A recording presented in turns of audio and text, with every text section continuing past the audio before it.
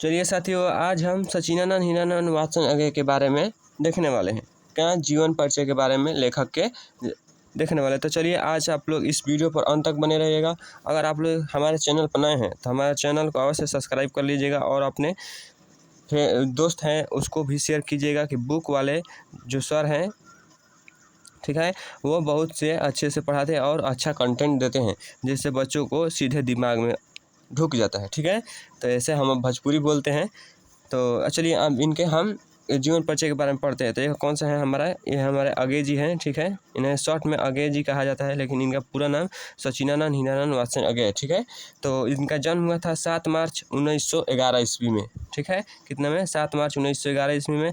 और मृत्यु हुआ था 4 अप्रैल 1987 ईस्वी में। अगर आप लोगों को नहीं दिख रहा है तो आपको हम पढ़कर बता दे रहे हैं कि 7 मार्च जिसका बुक है, जिस लड़के का, उस लड़के का ये हाईलाइट किया है। ठीक है, हम उजले वाले हाईलाइट से करेंगे। ठीक है, आप लोग पहले चैनल को सब्सक्राइब कर लीजिएगा और आपको अगर कंटेंट अच्छा लग रहा हो तो आप वीडियो को अवश्य ही लाइक कर दीजिएगा।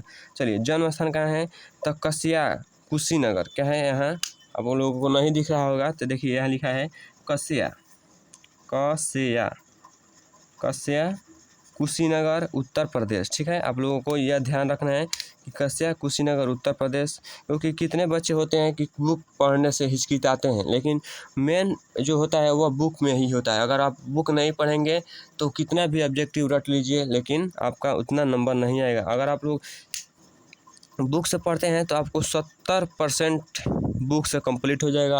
अगर आप एडवांस में ऑब्जेक्टिव क्वेश्चन अगर आप लोग चाहें तो हम ऑब्जेक्टिव क्वेश्चन को भी आपको अपलोड कर देंगे वीडियो, तो आप लोग 30% उसमें भी आप लोग क्या करते हैं, ऐड कर लेंगे, जिससे आपका 100% हो जाएगा। अगर आप लोग इससे ऐसे ही पढ़ते हैं तो आपको 90 प्लस मार्क्स आप हिंदी में ला सकते हैं। ठीक है, तो चलिए, जन्म स्थान कहाँ है, कस्या कुशीनगर उत्तर प्रदेश।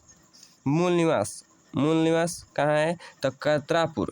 कहाँ है, करतरापुर पंजाब। आप लोग सिर्फ पंजाब याद रखिएगा। ठीक है, क्योंकि ऑप्शन में केवल पंजाब ही देता है। ठीक है, अब चलिए, हम माता पिता का नाम पूछ रहे थे। माता पिता मतलब कि माता का नाम पहले है, उसके बाद पिता का नाम है। तो इसमें दिया है कि बेनती देवी। ठीक है, तो आपको पूछेगा कि अगेय जी का माता का नाम क्या था, तो बेनती देवी, और पिता का नाम डॉक्टर हीरानंद शास्त्री। कहाँ है, डॉक्टर हीरानंद शास्त्री, जो क्या थे, एक प्रख्यात पुरातत्ववेत्ता थे। क्या थे, पुरातत्ववेत्ता थे। ठीक है, और देखिए शिक्षा कहाँ हुई थी उनकी, प्रारंभिक 4 साल लखनऊ में घर पर उनकी क्या हुई, शिक्षा हुई। मैट्रिक 1925 में क्या किए, उन्होंने पास किया पंजाब विश्वविद्यालय से। आप लोग ये याद रखिएगा कि मैट्रिक कब पास किए, तो पूछेगा आपको कि पिता का नाम क्या था, हीरानंद शास्त्री था। और शिक्षा कहाँ से प्रारंभ हुई, तो कब से, तो 4 साल लखनऊ में घर पर रहे। मैट्रिक परीक्षा 2025 में उन्होंने क्या किया, पंजाब विश्वविद्यालय से क्या किया, उन्होंने मैट्रिक पास किया। ठीक है, आपको याद रखना है कि 1925 में उन्होंने मैट्रिक पास किया। इंटर 1927 में, क्योंकि 2 साल बाद ही इंटर होता है, तो 25-2-27 मद्रास क्रिश्चियन कॉलेज से किया। किससे, यह नहीं पूछता है, लेकिन इंटर वाला मैट्रिक वाला पूछता है, तो आप लोग याद रखिएगा इसे। तो BSc 1929 में फॉरेन कॉलेज लाहौर पंजाब वर्तमान पाकिस्तान एवं अंग्रेज पूर्वाध लाहौर से क्रांतिकारी आंदोलन में गिरफ्तार हो जाने से आगे पढ़ाई रुक गई। किससे, क्रांतिकारी आंदोलन में आपको पूछता है कि अगेय जी किस आंदोलन में गिरफ्तार हो गए। ठीक है, तो आपको पता होगा कि क्रांतिकारी आंदोलन में गिरफ्तार हो गए। ठीक है, आप लोग यह ध्यान दीजिएगा। अब चलिए हम उनके भाषा ज्ञान के वो क्या क्या मतलब कौन कौन से भाषाएं का ज्ञान था उनके पास, तो संस्कृत, अंग्रेजी, हिंदी के अतिरिक्त फारसी, तमिल आदि अनेक भाषाओं का उनके पास क्या था, ज्ञान था। तो आप लोगों को यह ऑप्शन में देता है कि अगेय जी को किन किन भाषाओं का ज्ञान था, तो आप लोगों को ऑप्शन में देगा इनमें से सभी। तो आप लोगों का कीजिएगा, सभी जो ऑप्शन होगा उसका टिक कीजिएगा। ठीक है, चलिए अब आपका क्या है, उनका अनेक भाषाओं के अंदर व्यक्तित्व एवं स्वभाव, मतलब उनका व्यक्तित्व कैसा था और उनका स्वभाव कैसा था, बोलने का, चलने का। ठीक है, तो चलिए, सुंदर लंबा कटीला शरीर, मतलब सुंदर मतलब वे क्या थे, गोरे रंग के थे, सुंदर थे, लंबा भी थे, 6 फुट के होंगे अंदाज से।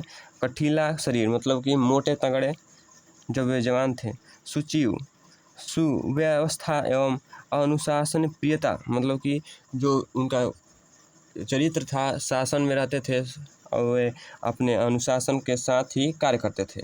एकांत प्रिय, अंतर्मुखी स्वभाव। एकांत प्रिय मतलब वे ज़्यादातर क्या करते थे, एकांत में रहना पसंद करते थे। ठीक है, तो आप लोग ऐसे भी अगर आप लोग एकांत में पढ़ना अवश्य ही चाहिए, क्योंकि ज़्यादा भीड़ भाड़ में पढ़ना नहीं चाहिए। एकांत में पढ़ेंगे तो आपको माइंड क्या होगा, एक जो टॉपिक है उस पर क्या होगा कि निर्भर करेगा। ठीक है, उस पर आपको ध्यान दे रहा है, माइंड आपका देगा। ठीक है, तो इसलिए आप लोग एकांत में पढ़िएगा। अपने अपने मौन एवं मित भाषण के लिए प्रसिद्ध थे। अपने विचार और अपने भाषा और अपनी बोली के लिए क्या थे, उनके मिठास थी बोली में, तो उसके लिए क्या थे, प्रसिद्ध। अर्थात वे एक आदमी की तरह मतलब कि गिने जाते थे कि ये बहुत ही अच्छे स्वभाव के व्यक्ति हैं। पिताजी का तबादला होते रहने के कारण लखनऊ, कश्मीर, लाहौर, पटना, मद्रास आदि स्थानों पर उनके साथ रहने और परिभ्रमण का संस्कार बचपन से ही मिला। क्या कहा कि पिताजी का तबादला, अर्थात पिताजी जिस जिस जगह पर जाते थे, तबादला मतलब कि उनका बदलाव। ठीक है, याद रखिएगा। होते रहने का लखनऊ, कश्मीर, कभी लखनऊ में, कश्मीर में, लाहौर, पटना आदि स्थानों पर साथ साथ रहने के परिभ्रमण का संस्कार बचपन से ही मिला। एक साथ परिभ्रमण मतलब कि एक साथ चलना, एक साथ रहना, यह सब क्या हुआ, उन्हें बचपन से ही यह संस्कार मिले। ठीक है, अब चलिए हम अभिरुचि के बारे में जान लेते हैं। अभिरुचि हमारा क्या है कि बागवानी, उन्हें बागवानी करना भी पसंद था। आप लोग याद रखिएगा, बागवानी करना पसंद था।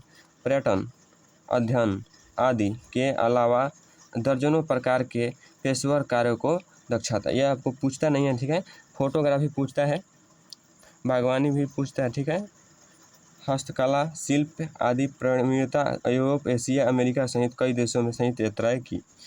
ये सब आपको नहीं पूछता है। अब चलिए हम सम्मान एवं पुरस्कार के बारे में जान लेते हैं। ठीक है, तो संयुक्त अकादमी पुरस्कार, भारतीय ज्ञानपीठ पुरस्कार, ये आपको पूछता है कि अगले जी को कौन कौन सा पुरस्कार मिला, तो आपको याद रखना है साहित्य अकादमी पुरस्कार, भारतीय ज्ञानपीठ पुरस्कार।